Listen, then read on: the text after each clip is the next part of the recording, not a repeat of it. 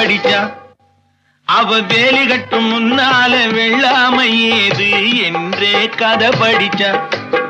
அவன் காதலுக்கும் பின்னாலே கல்யாணம் வருமா என்றே கையடிச்சான்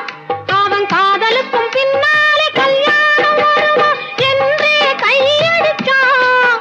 அவளாகட்டும் என்றே ஆசையில் நின்றே அத்தானின் காத கடிச்சா